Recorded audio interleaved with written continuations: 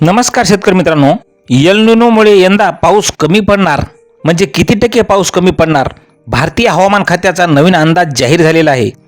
तर मित्रांनो, ला निना प्रवाहामुळे देशात गेले 2 वर्ष अत्यंत चांगला मान्सून झाला। यामुळे पीक पाणी चांगले आलेले आहे। यामुळे पाण्याची चिंता नव्हती। तर 2025 मधील अतिवृष्टी आणि कडाक्याच्या थंडीनंतर यंदा एल निनोचे सावट निर्माण होणार आहे।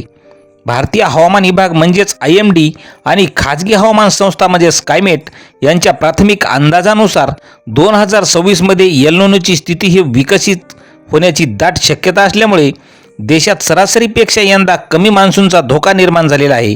2026 मध्ये मान्सून कमकुवत किंवा सरासरीपेक्षा कमी राहण्याची यंदा शक्यता असल्यामुळे स्कायमेटचा अंदाज सुद्धा आजच वर्तवण्यात आलेला आहे।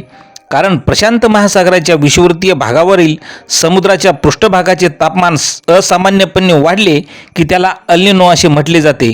अल निनोचा भारतीय मान्सूनवर प्रतिकूल परिणाम असून हवामान विभागाच्या अंदाजानुसार 2026च्या सुरुवातीला एल निनोचा प्रभाव संपल्यानंतर जुलै ते सप्टेंबर या मुख्य काळापासून एल निनो हा प्रबळ होऊ शकतो आणि यंदा सरासरीपेक्षा कमी पाऊस तर मराठवाड्यामध्ये अगदी अल्पशः कमी पाऊस राहण्याची शक्यता आहे।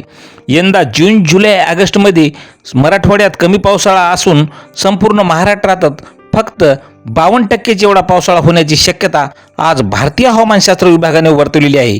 तर मित्रांनो, अशाच हवामानाच्या ताज्या प्रत्येक अपडेटसाठी आपल्या चॅनलला सबस्क्राईब करा। धन्यवाद।